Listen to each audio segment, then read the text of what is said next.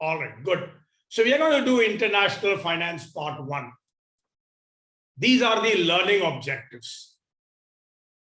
Okay. And like I said, I don't want you to make note of it now. There are 3, 6, 9 learning objectives. As we begin each learning objective, I'll tell you we have begun. When we finish a learning objective, I will tell you we have finished. Okay. We begin with why should anybody do international business? Because international finance flows out of international business. We will understand what is the meaning of nature of quotations. Quotation is another word to use the word price. But because in international finance, you and I normally say, what is the quote for the dollar? I'm calling it quotation.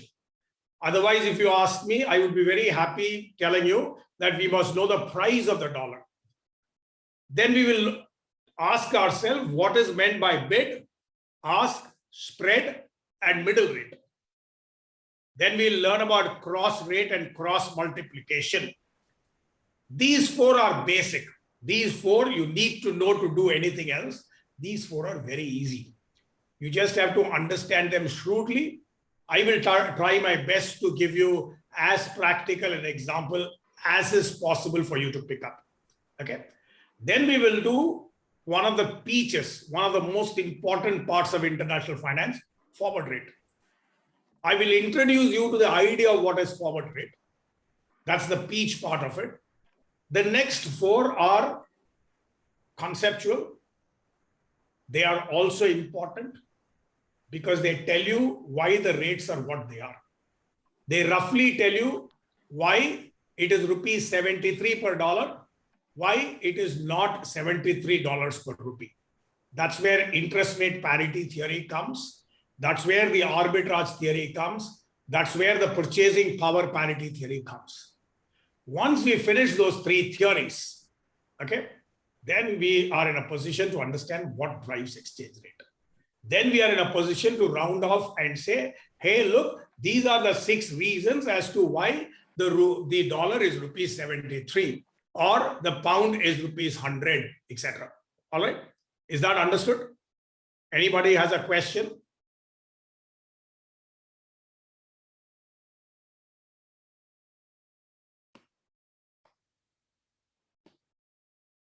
Purnima, is that clear? All right. Now, if you want to make note of these learning objectives, and I think it's a good idea to make note of them, just make note of them. I'll give you a minute.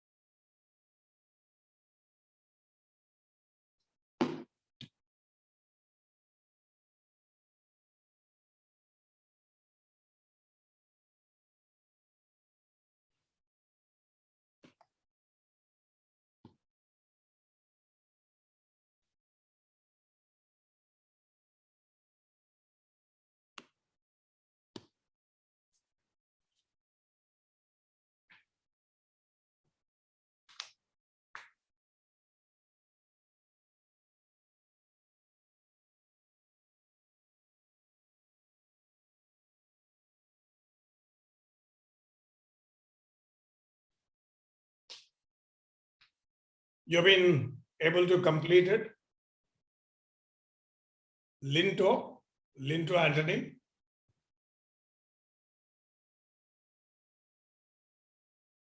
Can you put out a thumbs up if you are clear about this?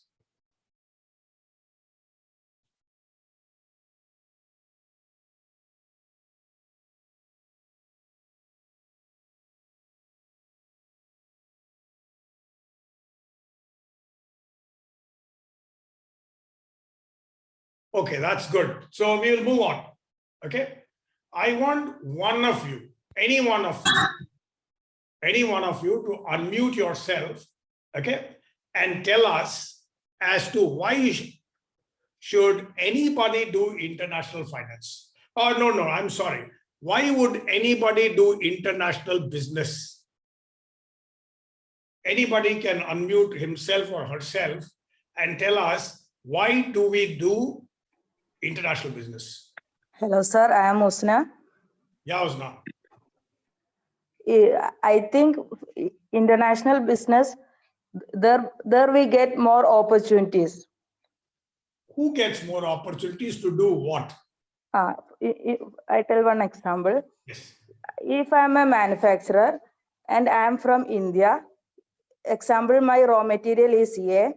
If I get A from another country in cheaper price, when comparing with other shipping cost and all, when considering the other cost and all, I think it's better to start manufacturing there. And in another example, I think Asna, that's fine. I like that answer. It's very good. It's very good. I think we should give her a virtual round of applause. That's a great answer. Maybe you should put a thumbs up in appreciation of the answer that she gave. Thank you, sir. Okay. So what she's basically telling is that one of the reasons why we do international business is because we can import. And why the hell should we import? We can import because the price is cheaper. I'll just add one more point to what she said. We could import because it has a better quality. I will add another point to what I just now said. We could import because that product is not available in India. So when we think of international business, we think of import. We import because it's cheaper, it has greater quality, and maybe, just maybe, it's not available in our country. Okay? Anybody else who wants to give an answer, a second reason or a second thought that crosses your mind when somebody says international business?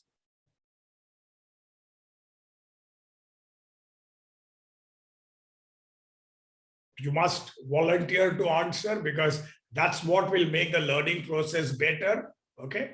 Otherwise, no, you will just listen to me. If you listen to me for more than 20 minutes, you will fall asleep. So please come out with some answer. Ananthan, you have any answer with you?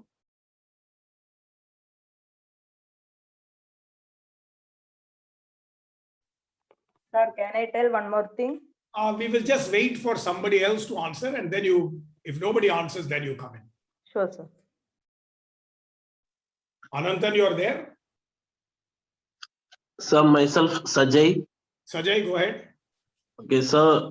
I think we may be having access to cheap labor in some other countries.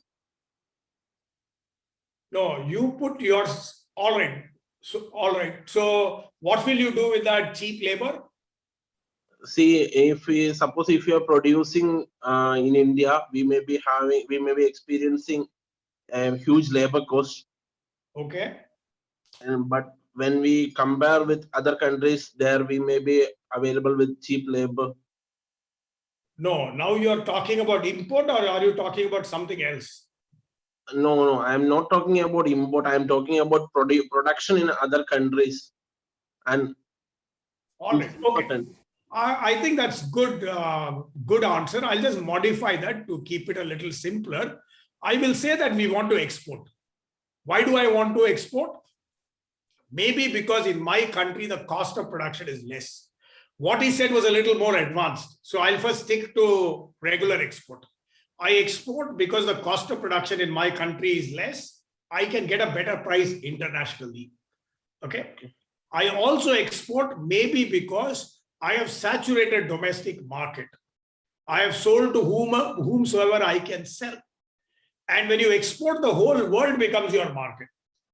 Today, the greatest thing with the arrival of the internet, and more importantly, today, in the last few years, with the arrival of learning platforms like these video conferencing platforms like these. Even learning is today possible to be global. In some of our classes, people sit in Muscat, sit in Bahrain, sit in Australia and attend. And the work meetings that I end up doing, though I don't want to talk about that very significantly, are people who are actually located in different parts of the country, some in different parts of the world. 1% is seated in Bangalore, 1% is seated in Kerala, 1% is seated in Dubai, 1% is seated in London, 1% is seated in Chennai. I am, of course, also seated in Chennai. So what I'm trying to say is that today it is possible to expand your length and breadth of service across the world. So export is a second point. The third point, any one of you want to talk about a third point? Yes, sir. Yes, go ahead. The tax benefits, we will get more customers. Oh, no. This tax benefit will take, we'll leave out. I'm not saying your answer is wrong. Okay. I'm not saying your answer is wrong. I would like to believe that tax benefit makes the price cheaper. Yes. We are done with import. We are done with export. What is the third thing? We have done with production. We have done with sales. What is the third thing in a business? Okay. We have done with manufacturing. We have done with selling. What is the third thing in a business? Okay, sir, let me think. And one thing, sir, I am from Bahrain and the time is 5:10 here. Just added. Oh my goodness gracious. Thank you. Thank you, sir.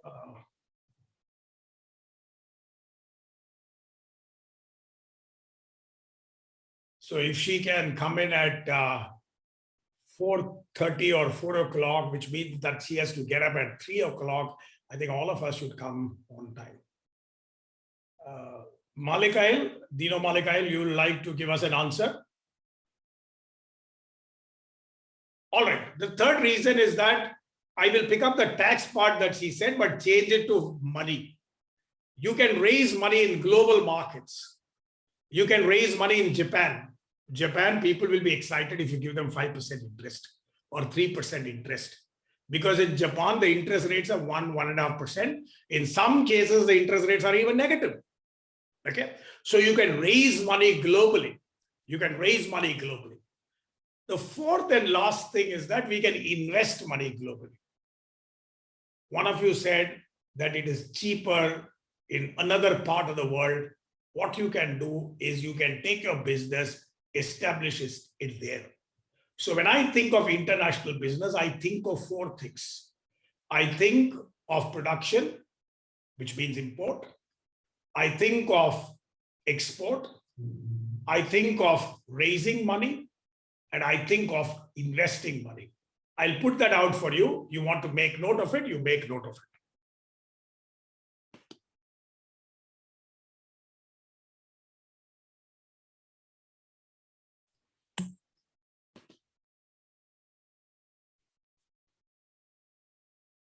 Is that visible?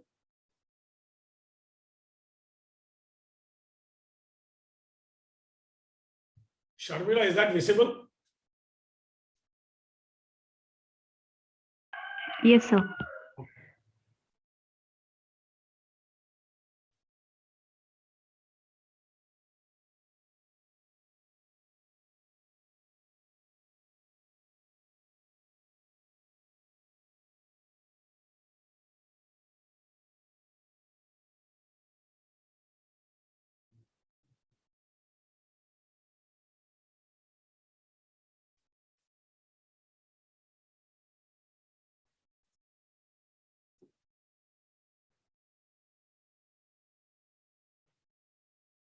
Okay, I will move on to the next thing.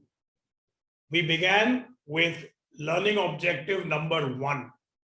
Okay, we are now going to go to learning objective number 2. Okay, we started with LO1. We're now going to go to learning objective number 2. It's talking about nature of quotations. Okay. To understand nature of quotations, we need to understand something very fundamental. When I export, what happens? Goods go out, dollars come in. When I import, what happens? Goods come in, I pay out dollars. When I raise money globally, what happens? Dollars come in. When I invest money globally, what happens? I take dollars outside. Now, there is a very fundamental question. I can understand that when I export, dollars will come to me. But with that dollar, I can't even go to the corner shop. I can't go even to the tea shop and buy a cup of tea. The dollar, the green paper, is a piece of useless paper because it's not legal tender in our country. So I have to go to a bank and exchange it. When I go to a bank and exchange it, today I get 73 rupees. So it's very important that the dollar that you receive, you have to exchange it to rupees. I want to import goods. I want to import a laptop. Laptop reaches me. It's priced at $1,000. I don't have dollars with me. I don't keep dollars with me. So I go to a bank, tell the banker, I want $1,000. Banker tells me, give me 75,000 rupees. I exchange 75,000 rupees for $1,000. Okay. Third thing, I raise money in Japan, Japanese yen. I bring that money into India because I want to invest in India. I want to set up a plant in India. I engage workers to construct that plant. No worker is interested in that yen. No Indian company like Larsen and Toubro constructing that building or constructing that machinery is interested in yen. So the money that I raised yen, I have to convert to Indian rupees. I have to sell yen and buy rupees. The last one, fourth, I told you that I want to make capital expenditure. That means I want to invest globally. Let's say I want to invest in Bahrain. Now, when I go to Bahrain and get people to work for me, I have to pay the Bahrain currency. What is the currency in Bahrain? Bahrain dinar. Bahrain dinar. I have to give them Bahrain dinar. Even AED will not work there. So you have to give them Bahrain dinar. And if I have to give them Bahrain dinar, I have to buy Bahrain dinar. How much is the Bahrain dinar for a rupee? 193 point something. Okay, 193 rupees. So if I have to pay somebody 100 Bahrain dinar, I must have 19,300 rupees. So I have to go give 19,300 rupees, get 100 Bahrain dinar and pay my employees. In other words, at every stage, I have to exchange my foreign currency with Indian currency. When I exchange my foreign currency with Indian currency, there has to be a price or there has to be a rate. In colloquial language, it's called exchange rate. In corporate finance, it's called price. We will use the word price and exchange rate interchangeably. This is the origin of exchange rate. This is the meaning of exchange rate. It's also called quotations. Okay, that's more colloquial. It's called quotations. There are different ways in which the exchange rate is expressed. We'll come to that. But before that, you might like to make note of this.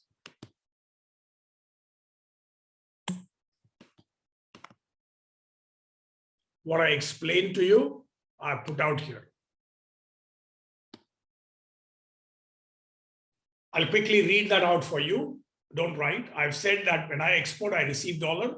I have to sell dollar and collect rupees. Maybe in the far corner, you must also write collect rupees. I import. I have to pay dollar. So I buy dollar. How do I buy dollar? By paying rupees. Global finance, I raise money. I raise dollar. I can't do anything with the dollar, so I sell dollar, collect rupees. I have to pay dollar in Bahrain because I want to set up an investment there. I don't have dollar. I'm here referring to the Bahrain dollar. I buy dollar. For that, I have to pay rupees. In each of these cases, dollar needs to be exchanged for INR. This is the essential meaning of exchange rate.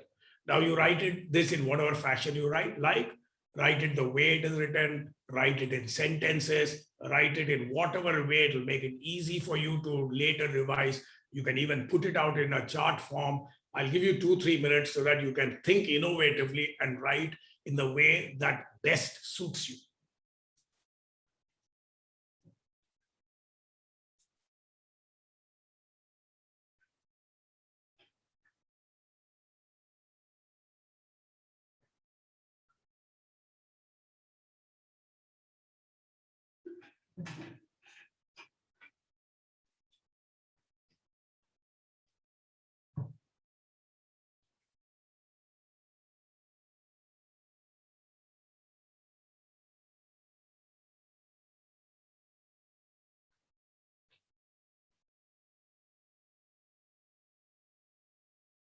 Chandu, you have any doubts? No, sir. Okay.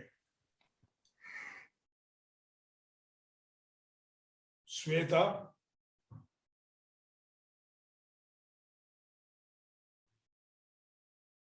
Okay. Can I move on? Amina, shall we move on? Sir, could you please show the previous page? Previous? Page, sheet. Yeah. All right. But before that, let me confirm that everybody has finished this. Okay. All of you have finished it? Okay. I'll move to the previous one.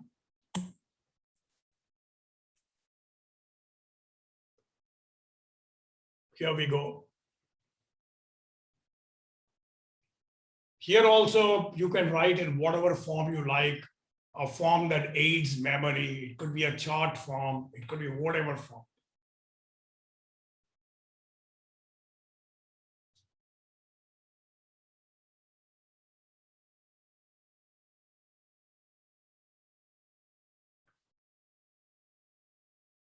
You are done with that? Done, sir. Okay. Anyone still working on this? Okay. I'll now move on to the next one. Now I'll show you a picture. Okay. I'll show you a picture. One of you tell me what you see there.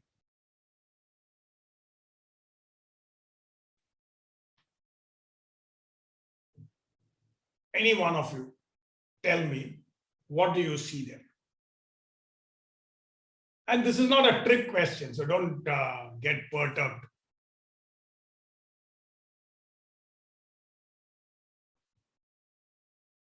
Hey, don't tell me nobody knows what it is, what you're seeing there. Or maybe you think that that's such a stupid question to be asked. Even then, answer. Sir, okay, you tell. So 4 Pepsi bottles and a 200 rupee note. Wonderful. That is a good answer. But that's an answer that I think anybody would give. A CA student has been good that answer. Buying a foreign product with our Indian money. Pardon? Buying a foreign product with our Indian money. Pepsi is a foreign product, is it? All right. Can we improve on that answer? What does a good accountant notice when he sees this? That 4 Pepsi bottles cost 200 rupees. Wonderful. Can you improve on that still further? The cost of production for that 4 Pepsi bottles comes to 200 rupees, sir. No, that may not be correct. Each Pepsi bottle have 50 rupees. Wonderful. Each bottle of Pepsi costs 50 rupees. Okay. Now I'll tell you a story. I'll tell you a story, then I'll come back to this Pepsi. It's a story that I've told oftentimes. If any of you have heard it at any point in time, forgive me for repeating this story. A friend of mine tells me that it is possible to find out the profession of a person by looking at the way that he responds to a situation. You guys responded to the situation of 4 bottles of Pepsi, 200 rupees in different ways. Okay. He says that it is possible to find out the profession of a person by seeing how he responds, he or she responds to a situation. So I'll give you a situation. Unfortunately, I have not put out that picture, but doesn't matter. Listen to me very carefully. I'll give you a situation. The minute I complete it, whatever first comes to your mind, don't rationalize. Okay? Because no answer is right, no answer is wrong. The whatever answer came to your mind first, you give it out. Okay? You give it out. Maybe I should have run a poll. Next time onwards, next class onwards, we'll run polls. We will run breakout rooms, all that stuff that Zoom actually facilitates and makes for fun learning. Okay? Just give me a minute.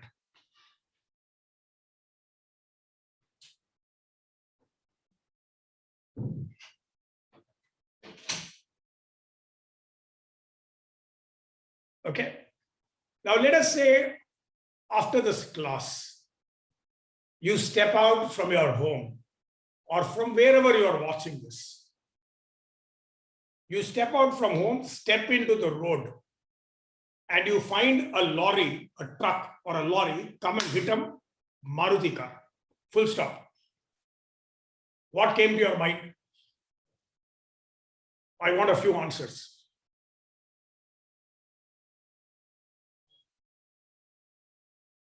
Anjali, what did it strike you?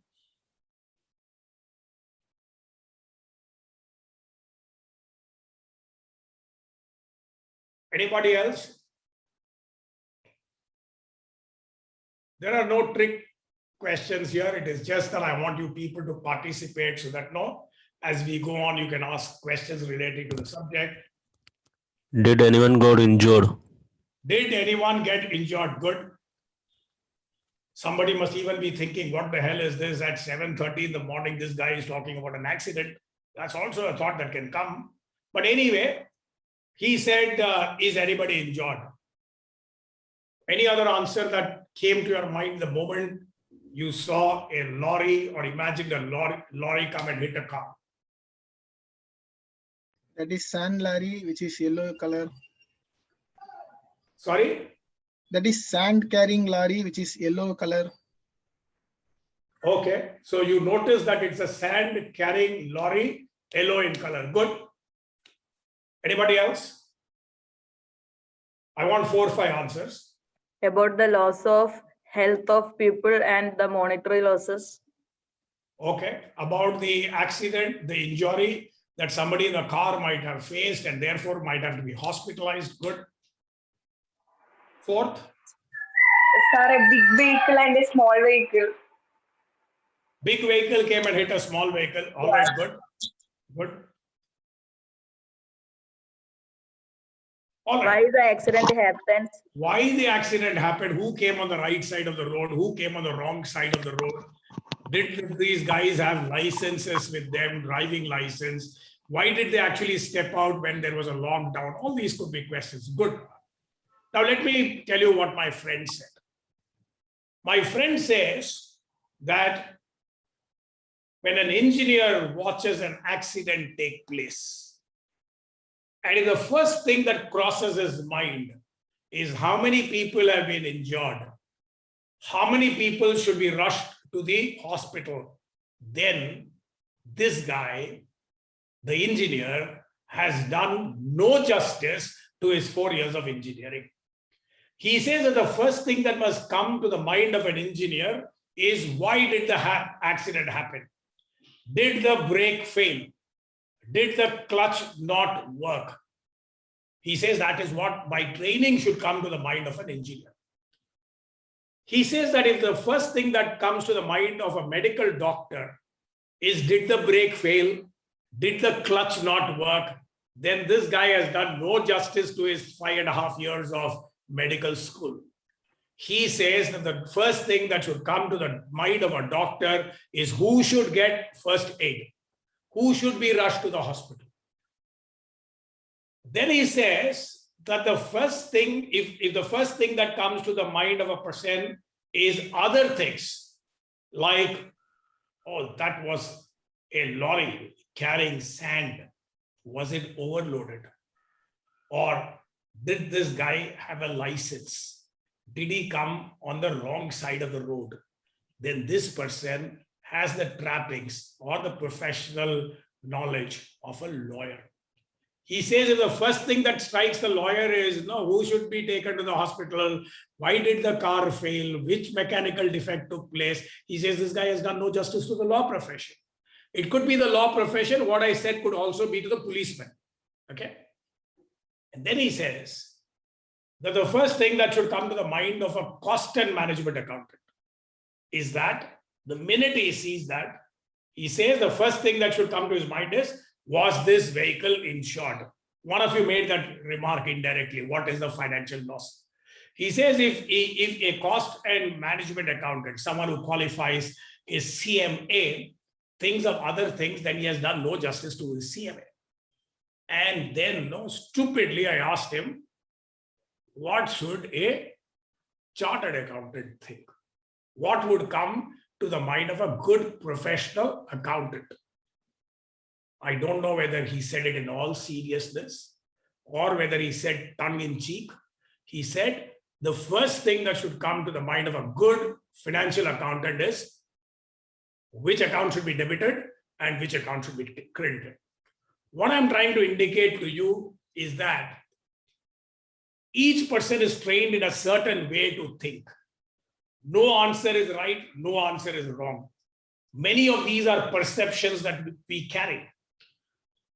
The minute you saw 200 rupees and X number of Pepsi, if you had told me that, oh, Pepsi costs 50 rupees, maybe then you're trained in your mind, nothing right, nothing wrong about that, trained in your mind to think about matters that relate to money. If you are thinking about, well, this is something that is manufactured abroad, Pepsi is not an Indian company, it is a multinational company, then you have another framework. If it came to your mind, why is Pepsi being shown? Pepsi is all pesticide. Then you have the mind of maybe a doctor who wants to think what is good for people, etc. Anyway, we are not traveling that path. We are going to something else. So I will now tell you what I had in mind for putting this up. The good thing that I liked in what you said is that you said rupees 50 per bottle. You did not say, you divided 200 by 4. You did not divide 4 by 200. You did not say so many bottles per rupee. You said so many rupees per bottle. You could have said so many bottles per rupee. You didn't say that because in our country and in the rest of the world, we are always trained to put the home currency first and the products later. So when you go buy a notebook, you say rupees 50 per notebook. When you go buy a, what should I say, a chocolate, it is rupees 20 per chocolate, etc. This brings us to the next important thing. It brings us to a series of principles, series of ideas. In my language, the word principle means it's something that's important. It's something that you'll revise when you go to the exam. Principle number 1 defines what is exchange rate. Exchange rate is the rate at which one currency can be exchanged. That means bought and sold for another currency. Okay. So exchange rate means the rate at which one currency can be bought and sold for another currency. Which currency is being bought? Which currency is being sold? We are not going to get into that at this particular point in time. Okay. I had put there rupees 76 per dollar. It's today, I think, rupees 73 per dollar. I want you guys to do one thing right now, even in the physical classes that we used to do, we had no inhibitions about, at least I had no inhibitions about people carrying a smartphone into the classroom. I have no problem. I only believe that they will use the phone in the classroom for learning purpose. I now want you to Google and find out what is the rate for pound. Can somebody Google and find out? Why somebody? All of you Google and find out, because after you write this principle, exchange rate, what it is, after you write rupees 76 per dollar, you will have to write what is the exchange rate for pound. Can somebody find out just for pound?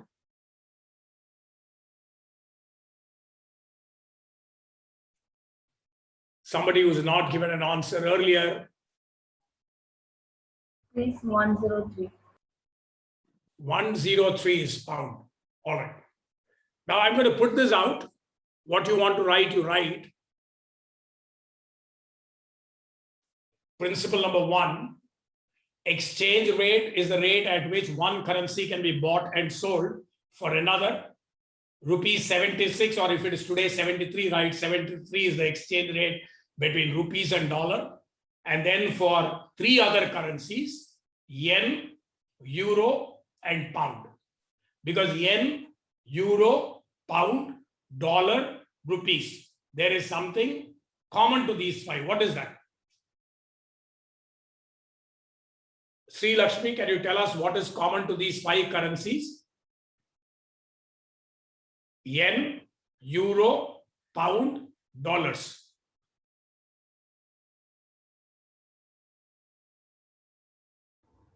It has value more than Indian rupees. Most of the currencies are like that. There's nothing special about it. Rest of the currencies don't have the feature that I'm talking to you now about. If anybody gets it right, I'll send you a gift.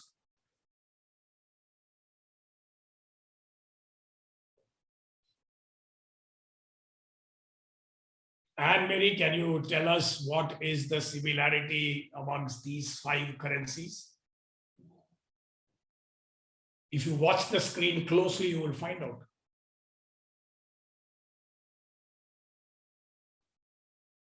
Fatima, you're there. Can you tell us?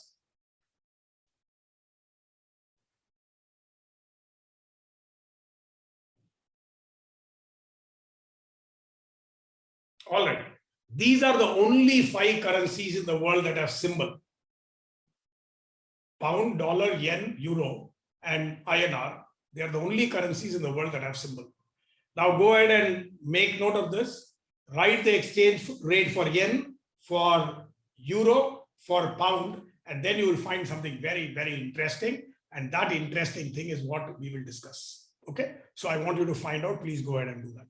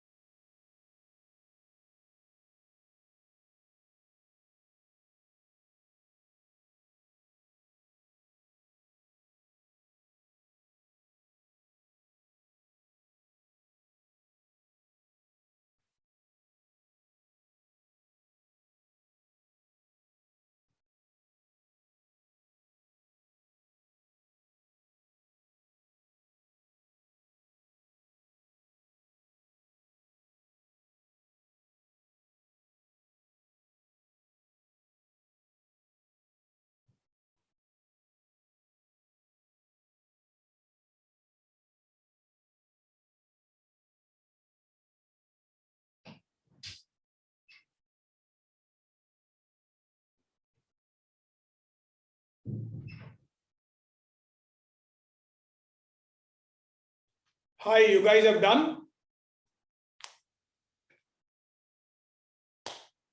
Learning happens best when you do activities.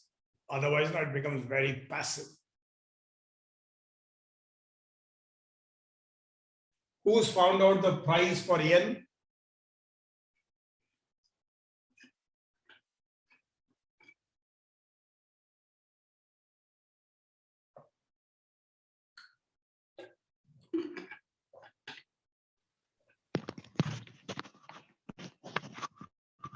Yeah, quickly. Sir, 109.25 What? yen, Japanese yen. Per what? I think it considering the global currency dollar.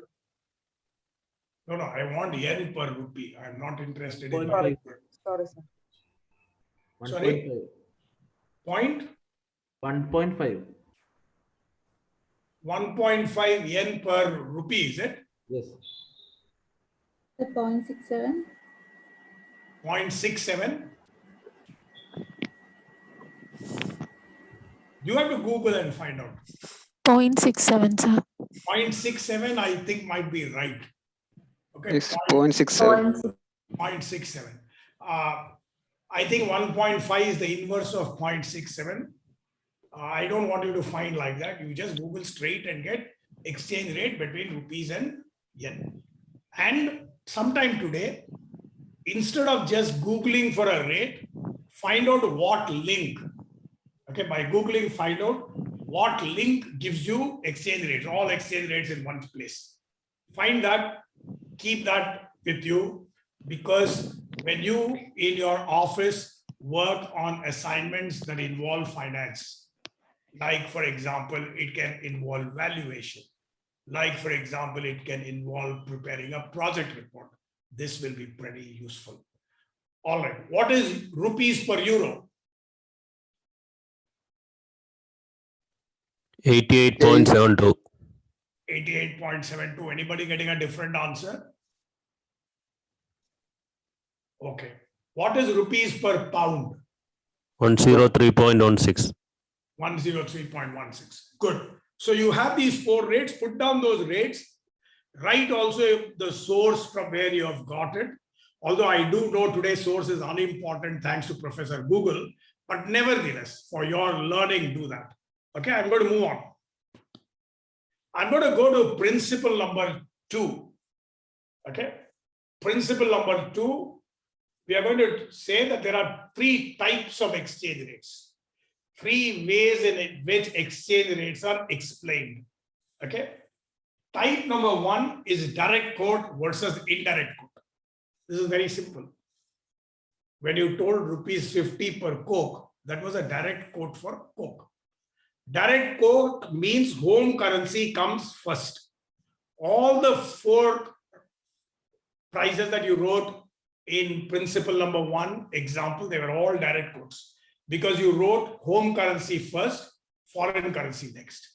You might ask me, why do I say rupees is home currency? I am presuming that we are all looking at India as home. Okay. For example, rupees 190 per Bahraini dinar is not a direct quote if it is given in Bahrain. It's a direct quote if it is given in India. The same quote is an indirect quote in Bahrain because it is foreign currency per unit of home currency. Okay. The direct quote expresses the exchange rate as home currency per unit of foreign currency.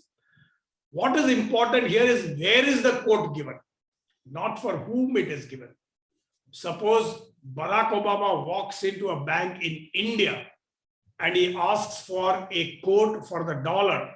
He will be told rupees 76 per dollar or 73 per dollar. He will have to understand that as direct quote. He is not to understand that as indirect quote merely because he is carrying an American passport. Okay, so the quote is in a country. That is why I've used the word in. It is for the foreign currency. Okay, the direct quote is a quote in the home currency for the foreign currency. Later, I will tell you the meaning of the word for is that this is now the product. Anybody who can tell me what is the price of apple? One apple. You want to Google and find out, I have no problem, or you give some number, or if apple is something that you don't know, whichever product you know, whichever eating product you know.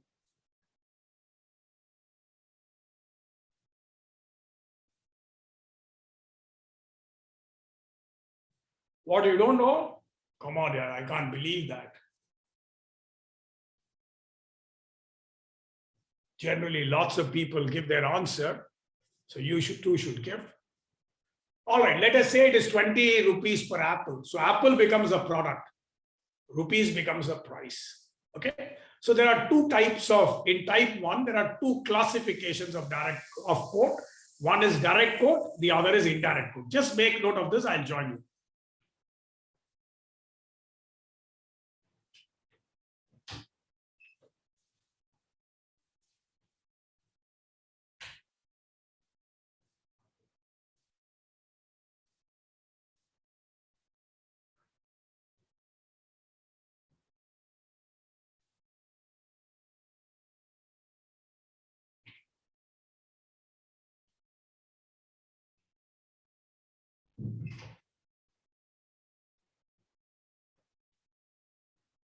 I want you to write the other things also. You told me rupees 103 per pound. I want you to write this way. Rupees 103 per pound is direct quote in India for pound. Like that, the other three. Once you have done that, please give a thumbs up or put out your hand.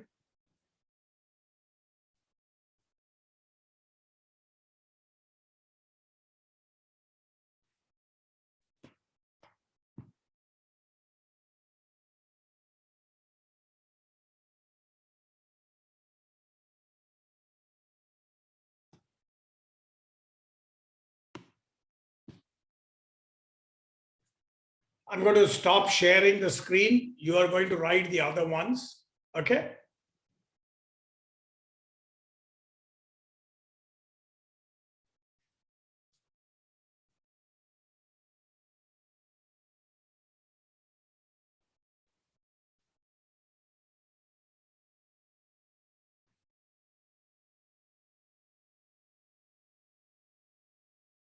You have finished writing those three.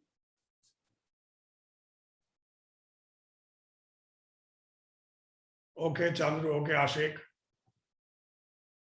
Good, Shanmugam. Fine, Amina. Purnima, Risa, Nilufar. Okay, good. If all of you have finished that, what you have done is that you have said this is home currency per unit of foreign currency.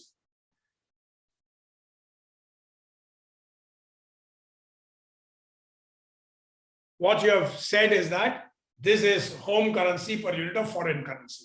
But we have to complete principle number one. We have written only one part of principle one. We have written direct quote. One of you, can you tell me what is indirect quote? Shanmugam, you should help us.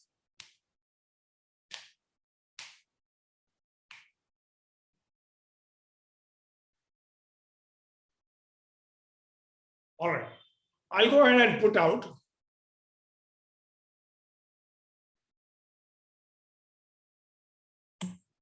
Indirect quote expresses the exchange rate as foreign currency per unit of home currency. And I've written $0.0143 per rupee is the indirect quote for rupee in India. How did I get 0.0143? Somebody can make a wild guess. I didn't Google and find out. I used my calculator to find out. School arithmetic. Somebody needs to tell me.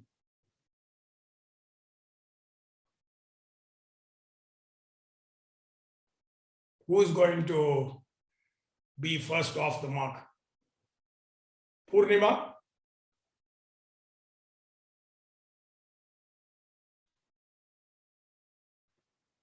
One divided by 76. Who said that? Amina. Amina, no, I want Purnima to answer. One of the important, I don't want to use the word, but one of the important things in a classroom is that he or she who is called out, he or she should respond. Sir, Yeah. 1 divided by 72.83. Okay, all right. So what you have done is that you had rupees per dollar.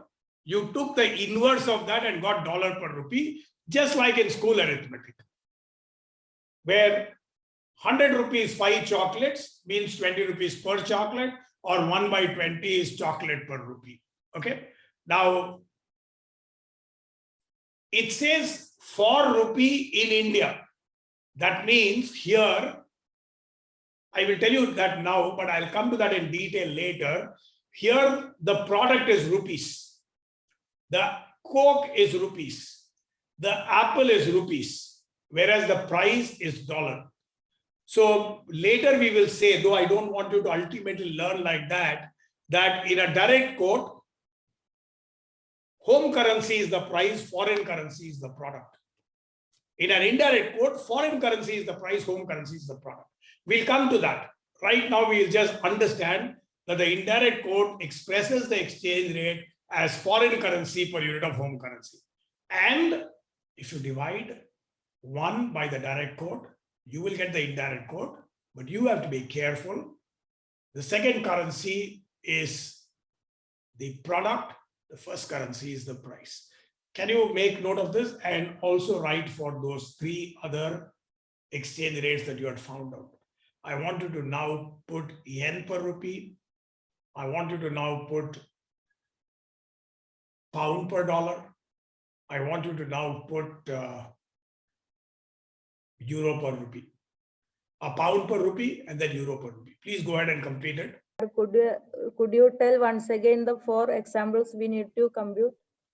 What you did earlier, no? You did in principle. Any 4? There you wrote rupees per dollar. Here write dollar per rupee. There Okay. you wrote rupees per yen. Here write yen per rupee. The There inverse you of- wrote rupees per pound. Here write pound per rupee. Oh, Because they are all indirect quotes. Okay, sir.